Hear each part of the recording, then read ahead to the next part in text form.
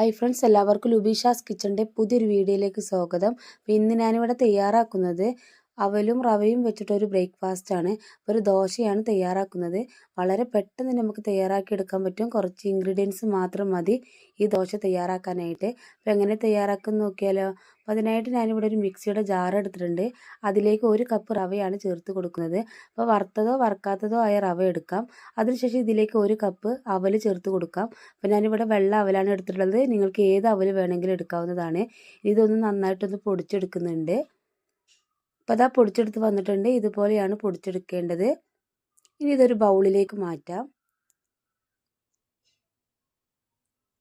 അപ്പോൾ അതാ ഞാനൊരു ബൗളിലേക്ക് മാറ്റി കൊടുക്കുന്നുണ്ട്. അതിനുശേഷം 1 കപ്പ് വെള്ളം ഇതിലേക്ക് ഒഴിച്ചു കൊടുക്കുന്നുണ്ട്. എന്നിട്ട് നന്നായിട്ടൊന്ന് മിക്സ് ആക്കി എടുക്കുന്നുണ്ട്. അതിനുശേഷം ഒരു 10 മിനിറ്റ് ഇത് റെസ്റ്റ് ചെയ്യാൻ വേണ്ടിയിട്ട് വെക്കണം. അപ്പോഴാണ് ഇത് നന്നായിട്ട് സോഫ്റ്റ് ആയിട്ട് കിട്ടുകയുള്ളൂ. ഞാൻ മൂടി മാറ്റി വെക്കുന്നുണ്ട്. ഇനി ക്യാരറ്റും സബോളയൊക്കെ ഒന്ന് വഴറ്റിയെടുക്കാനുണ്ട്. അതിനായിട്ട് ഞാനിവിടെ ഒരു ചട്ടി വെച്ചിട്ടുണ്ട്. ചട്ടി ചൂടായതിനു ശേഷം അതിലേക്ക് വെളിച്ചെണ്ണ ചേർത്ത് കൊടുക്കാം. എണ്ണ ചൂടായി വന്നതിന് ശേഷം 1 സ്പൂൺ കടുക് ചേർത്ത് കൊടുക്കുന്നുണ്ട്. അതിനുശേഷം 1 സ്പൂൺ ഉഴുന്നാണ് ചേർത്ത് കൊടുക്കുന്നത്. രണ്ടും പൊട്ടിയതിന് ശേഷം ഇതിലേക്ക് ഞാൻ സബോളയാണ് ചേർത്ത് കൊടുക്കുന്നത്.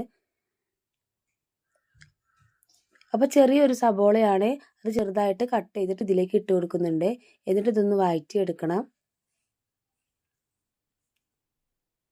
ഇനി എരിവിന് ആവശ്യമായിട്ടുള്ള പച്ചമുളക് ചേർത്ത് കൊടുക്കുന്നുണ്ട്. അപ്പോൾ ഞാൻ 2 പച്ചമുളക് ചെറുതായിട്ട് കട്ട് ചെയ്തിട്ടാണ് ചേർത്ത് കൊടുക്കുന്നത്. ഇത് ഒത്തിരി ടൈമൊന്നും വഴറ്റിയെടുക്കണ്ട. ഇതിൻ്റെ പച്ചമണമൊക്കെ ഒന്ന് മാറുന്നത് വരെ ഒന്ന് വഴറ്റിയെടുത്താൽ മതി.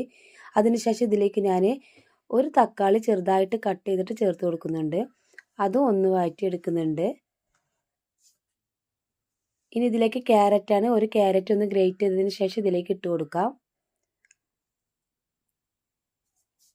എന്നിട്ട് ഒന്ന് വഴറ്റിയെടുക്കാം.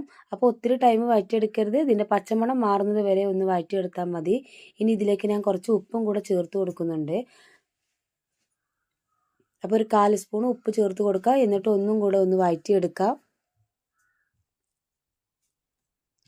ഇനി ഇതിലേക്ക് ഞാൻ കുറച്ച് കറിവേപ്പില ഒന്ന് കട്ട് ചെയ്തിട്ട് ചേർത്ത് കൊടുക്കുന്നുണ്ട്. എന്നിട്ട് ഫ്ലെയിം ഓഫ് ചെയ്യാം. എന്നിട്ട് ചൂടാറിയതിന് ശേഷം നമ്മുടെ മാവിലേക്ക് ഇത് ഒഴിച്ചു കൊടുക്കണം. അപ്പോൾ ഇത് ചൂടാറാൻ വേണ്ടിയിട്ട് ഞാൻ മാറ്റി വെക്കുന്നുണ്ട്.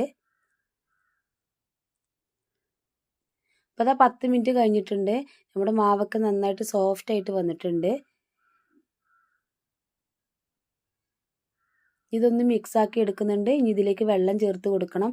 ഒരു ഇഡ്ഡലി മാവിൻ്റെ പരുവത്തിലാണ് നമുക്കിത് ആക്കി എടുക്കേണ്ടത്. അപ്പോൾ കുറേശ്ശെ വെള്ളം ചേർത്തിട്ട് നന്നായിട്ടൊന്ന് മിക്സ് ആക്കി എടുക്കാം.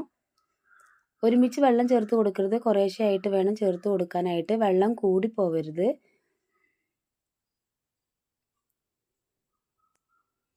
നല്ല തിക്കായിട്ട് വന്നിട്ടുള്ളത് കുറച്ചും കൂടി വെള്ളം ചേർത്ത് മിക്സ് ആക്കി എടുക്കാം. അപ്പോൾ ഈ ഒരു കൺസിസ്റ്റൻസിയിലാണ് വേണ്ടത് നമുക്ക് മാവ്. അപ്പോൾ നന്നായിട്ട് കട്ടയില്ലാണ്ട് മിക്സ് ആക്കി എടുത്തിട്ടുണ്ട്. അതിനുശേഷം നമ്മൾ നേരത്തെ വഴറ്റി വെച്ച ക്യാരറ്റും സബോളയൊക്കെ ഇതിലേക്ക് ഇട്ട് കൊടുക്കാം.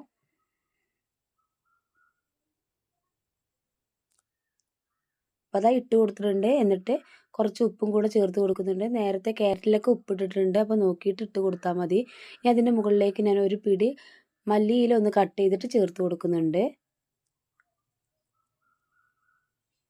എന്നിട്ട് നന്നായിട്ടൊന്ന് മിക്സ് ആക്കി എടുക്കുന്നുണ്ട്. അപ്പോൾ അത് നന്നായിട്ട് മിക്സ് ആക്കി എടുത്തിട്ടുണ്ട്. ഇനി നമുക്ക് ദോശ ചുട്ട് തുടങ്ങാം. അപ്പോൾ അതിനായിട്ട് ഞാനൊരു പാൻ വെച്ചിട്ടുണ്ട്. ചൂടായതിനു ശേഷം അതിലേക്ക് കുറച്ച് വെളിച്ചെണ്ണ ചേർത്ത് കൊടുത്ത് ഒരു ബ്രഷ് ഉപയോഗിച്ച് എല്ലാ ഭാഗത്തേക്കും ഒന്ന് ആക്കി കൊടുക്കുന്നുണ്ട്. എന്നിട്ട് നമുക്ക് ഒരു കയ്യിൽ ഇതിലേക്ക് ഒഴിച്ചു കൊടുക്കാം. ഒരു കയ്യിൽ ബാറ്റർ ഒഴിച്ചു കൊടുക്കുന്നുണ്ട്. ലോ ടു മീഡിയം ഫ്ലെയിമിൽ വെച്ചാൽ മതി. ഇനി ഇത് മൂടി വെച്ചിട്ടൊന്ന് കുക്കാക്കി എടുക്കാം. അപ്പോൾ അത് 2 മിനിറ്റ് കഴിഞ്ഞിട്ടുണ്ട്. മൂടി ഞാൻ തുറന്നിട്ട് അതിൻ്റെ മുകളിലേക്ക് കുറച്ച് വെളിച്ചെണ്ണ ഒന്ന് തൂവി കൊടുക്കുന്നുണ്ട്.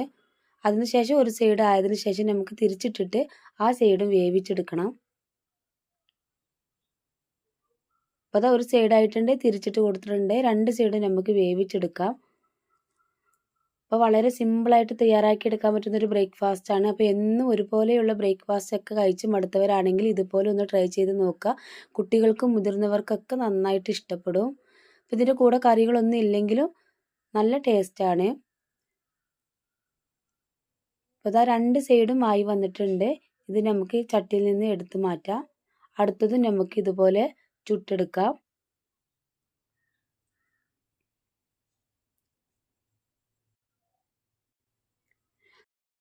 തലേദിവസമൊക്കെ അരി അരച്ച് വെക്കാൻ മറന്നു പോയിട്ടുണ്ടെങ്കിൽ നമുക്ക് വളരെ പെട്ടെന്ന് നമുക്ക് ഇൻസ്റ്റൻ്റായിട്ട് തയ്യാറാക്കി എടുക്കാൻ പറ്റുന്നൊരു ദോശയാണ്. അപ്പോൾ ഇതുപോലെ എല്ലാവരും ഒന്ന് ട്രൈ ചെയ്ത് നോക്കുക. ട്രൈ ചെയ്തിട്ട് നിങ്ങളുടെ ഫീഡ്ബാക്ക് ഒക്കെ അറിയിക്കുക. അപ്പോൾ ഇതുവരെ സബ്സ്ക്രൈബ് ചെയ്യാത്തവരൊക്കെ ഉണ്ടെങ്കിൽ പ്ലീസ് ഒന്ന് സബ്സ്ക്രൈബ് ചെയ്യുക. സബ്സ്ക്രൈബ് ചെയ്യുന്ന സമയത്ത് തൊട്ടടുത്തൊരു കുഞ്ഞു ബെല്ലൈക്കൻ കൂടെ കാണാം. അതിൽ ഓൾ എന്ന ഓപ്ഷൻ തന്നെ സെലക്ട് ചെയ്യുക. അപ്പോഴാണ് ഞാനിടുന്ന പുതിയ പുതിയ വീഡിയോസ് നിങ്ങൾക്ക് അപ്പോൾ തന്നെ നോട്ടിഫിക്കേഷനായിട്ട് ലഭിക്കുന്നത്.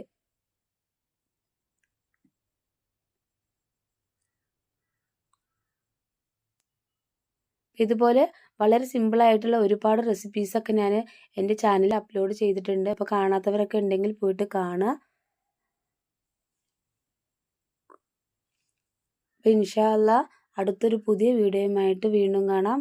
Okay, by.